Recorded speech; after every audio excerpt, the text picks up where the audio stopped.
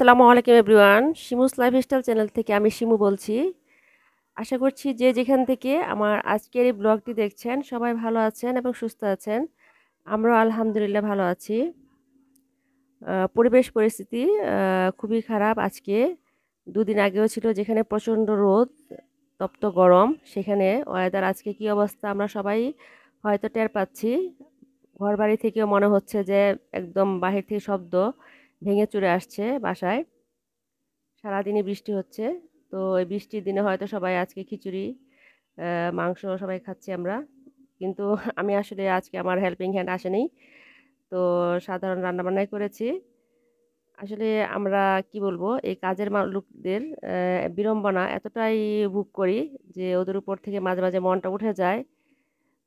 করার কিছুই নেই। যেহেতু নিজে সব কাজ একা করা পসিবল না আমার পক্ষে। আমি মেক্সিমাম টাইম দেখা যায় যে বিভিন্ন রকম অসুস্থতার মধ্যে দিয়ে আমার যায়। শরীর তেমন একটা ভালো থাকে না।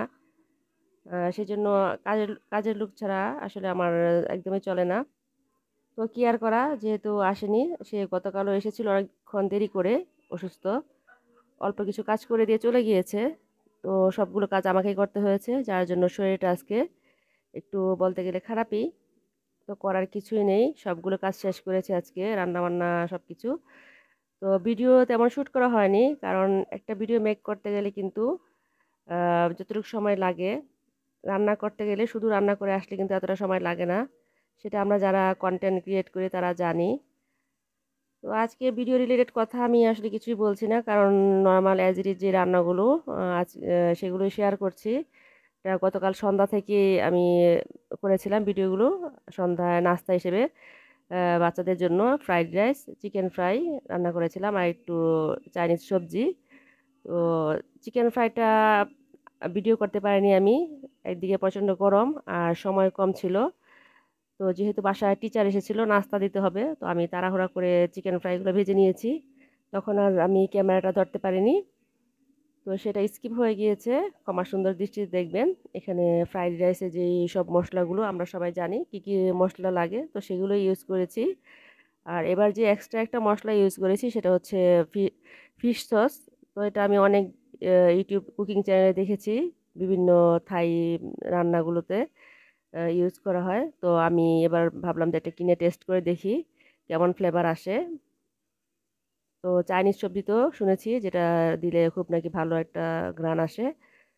তো দেখলাম, ফার্স্ট ট্রাই করেছি। তো আলহামদুলিল্লাহ, খেতে খারাপ লাগেনি, ভালোই লেগেছে। এই তো কালো গোলমরিচ, সাদা গোলমরিচ দুটোই দিয়েছি। তো আমি ভয়েস যেহেতু পরে দিচ্ছি, ফ্রাইড রাইসটা খেতে কিন্তু খারাপ হয়নি, ভালোই হয়েছে। তবে অনেকদিন পর আমি রান্না করেছি। তো ইদানিং আমার আসলে খুবই ব্যস্ততার মধ্যে দিয়ে যাচ্ছে। গত শুক্রবার লাস্ট ব্লগ দিয়েছিলাম। তারপর থেকে একদিকে তো ব্যস্ততা, আর একদিকে কিছু পারিবারিক কিছু সমস্যার মধ্যে দিয়ে যাচ্ছি। আমাদের লাইফটা এমন, আমরা সবকিছুর সাথে যুদ্ধ করে বা করে চলতে পারি, কিন্তু যখন আমাদের সবকিছু নিজস্ব লোকের মধ্যে বা নিজস্ব মানুষদের মধ্যে যখন কোনো কিছু নিয়ে আহ, দ্বন্দ্ব বা যখন যুদ্ধটা আমাদের নিজেদের মধ্যে হয়, তখন সেই যুদ্ধে জয়লাভ করা কিন্তু খুব কঠিন হয়ে যায়। তো ভিডিওগুলো কিন্তু আমরা যখন মেক করি, মনের মধ্যে যখন খুব আনন্দ থাকে বা আমরা টেনশন ফ্রি থাকি, তখন কিন্তু এই ভিডিওগুলো মেক করতে এতটা কষ্ট হয় না, যতটা আসলে মেন্টাল স্ট্রেসে থাকি তখন করা হয়। তো আমার উপর দিয়ে আসলে এই 3 দিন যাবৎ এমন ঝড়ে বয়ে যাচ্ছে, যেটা হয়তো সবকিছু আপনাদের সাথে আমি ইউটিউবে শেয়ার করতে পারছি না। সেজন্য আমি ঘরের যে কাজকর্মগুলো করছি, এগুলো একটু কিন্তু আমি ভিডিওতে আনতে পারিনি। কোনো মতো কাজ টাজ শেষ করে, রান্নাবান্না শেষ করে রেস্ট নিচ্ছি। আর মানসিকভাবে অসুস্থ থাকলে যেমন শরীরটা অসুস্থ হয়ে যায়, ঠিক শরীর অসুস্থ থাকলেও কিন্তু আমাদের মানসিকভাবেও আমরা ভেঙে পড়ি। তো সেটাই হচ্ছে আসলে বিগত কয়েকদিন ধরে আমি একটু মানসিক চাপের মধ্যে দিয়ে যাচ্ছি। তো আপনাদের সাথে তো সবই শেয়ার করি, সুখ দুঃখ আমাদের যেহেতু লাইফস্টাইল ব্লগ। তবে আমাদের মানসিক অবস্থা যেটা, সেটা তো আর আপনাদেরকে সাথে শেয়ার করতে পারি না। তো জীবন জীবন তো জীবনের গতিতেই চলবে, সেভাবেই চলছে। সবকিছু তো থেমে থাকে না। মানুষ যদি মারা যায়, তারপরেও কিন্তু আমাদের খাওয়া দাওয়া বা জীবন জীবনের গতি কিছুই থেমে থাকে না, সবই কিন্তু স্বাভাবিক নিয়মেই কিন্তু চলে। তো সেটাই আর কি। এখানে তো ফ্রাইড রাইসগুলো রান্না প্রায় শেষই হয়ে যাচ্ছে, শেষের দিকে। কালারটা কিন্তু খুব সুন্দর এসেছে। ক্যামেরাতে কতটুকু বোঝা যাচ্ছে জানি না। খুবই সুন্দর কালার এসেছে এবং খেতেও মোটামুটি আলহামদুলিল্লাহ ভালোই লেগেছিল। আর এইসব চাইনিজ আইটেমগুলো আমার ছেলেমেয়েরা কিন্তু খেতে সবসময় খুবই পছন্দ করে। ওরা বাইরে গেলেও ফ্রাইড রাইস, চিকেন ফ্রাই টাইপের খাবারগুলো পছন্দ করে। আর আজকে সারাদিন আমি যে কাজগুলো করেছি, তো সেগুলো আমার যেহেতু হেল্পিং হ্যান্ড আসেনি, তো সব কাজ নিজে করে শেষ করতে করতে একদম 1টা বেজে গিয়েছে। তারপরে 1টার পরে আমি রান্নাঘরে ঢুকেছি। তো সাধারণ একটি শুধু ডাল রান্না করেছি আর মুরগির মাংস। তারপরে আবার অনেকগুলো কাপড় জমে গিয়েছিল। তো সব কাপড় আসলে ওয়াশিং মেশিনে দেওয়া যায় না। কিছু কিছু কাপড় থাকে যেগুলো ওয়াশিং মেশিনে অতটা পরিষ্কার হয় না, হাত দিয়ে কিছু ক্লিন করতে হয়। তো ভাবলাম যে হাত দিয়ে যেহেতু কিছু করতে হবে, তো সবগুলো একবার আমি হাত দিয়ে ধুয়ে ফেলেছি আজকে। যার জন্য আমার আহ, সময়টা বেশি লেগেছে এবং কষ্ট হয়েছে। বিকালে রেস্ট নিয়েছি প্রচণ্ড হাত ব্যথা নিয়ে। তো আর কি, আজকে ব্লগে আমি ভয়েস দিব এমন ধরনের কোনো চিন্তাই করিনি। ভাবছিলাম যে একটু মিউজিক দিয়ে, পুরোটাতেই মিউজিক দিয়ে আপলোড দিয়ে দিব। কিন্তু ভাবলাম যেহেতু আসলে মনটা ভালো নেই, আপনাদের সাথে একটু কথা বলি বা ব্লগে কথা বলি, হয়তো ভালো লাগতে পারে। তো সবাই আমার জন্য দোয়া করবেন। আমার পারিপার্শ্বিক অবস্থা সব মিলিয়ে আমার মনটা একদমই ভালো নেই। তো আমার জন্য দোয়া করবেন, আপনাদের দোয়ায় রাখবেন আমার পরিবারকে, আমাকে। আর এখানে এই তো সবজিটাও হয়ে গিয়েছে। সবজিতে লাস্টের দিকে ধনেপাতা দিয়ে দিয়েছি আমি।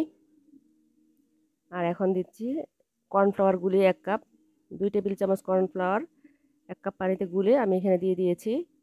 তো একটু ঘন হয়ে গিয়েছে কর্নফ্লাওয়ারটা, আর একটু পাতলা করে দিলে হয়তো আর একটু বেশি সুন্দর হতো।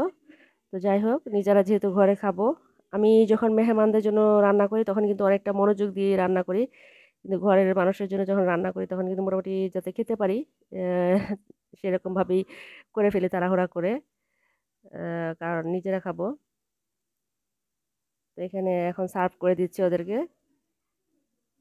সন্ধ্যা যদিও বলেছিলাম যে সন্ধ্যা নাস্তায় কিন্তু সবকিছু রেডি করে খেতে খেতে কিন্তু 9টা বেজে গিয়েছে, যার জন্য আমাদের রাতের যে খাবারটা সেটা আর খাওয়া হয়নি, এটাতেই হয়ে গিয়েছে।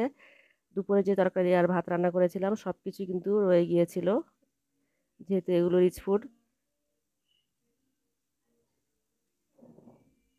আর আজকে তো সারাদিন গেল কাজকর্মের মধ্যে দিয়ে, ঝামেলার মধ্যে দিয়ে।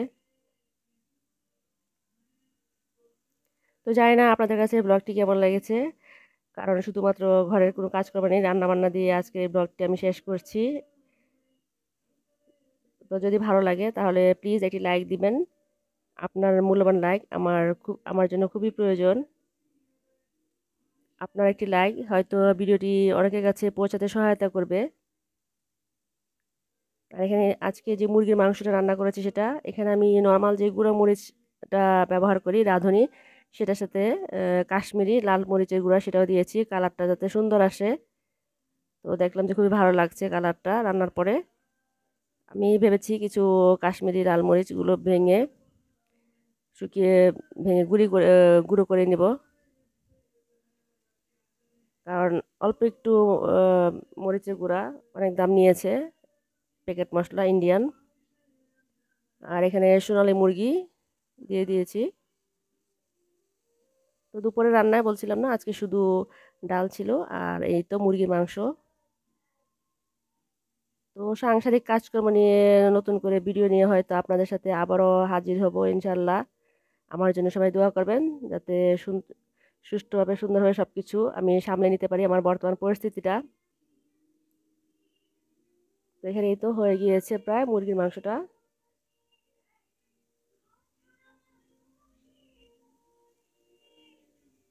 ইউটিউবে আসলে যখন এসেছি তখন কিন্তু শখের বসে আসা, আমরা সবাই কিন্তু এভাবেই কিন্তু ইউটিউবে আসি।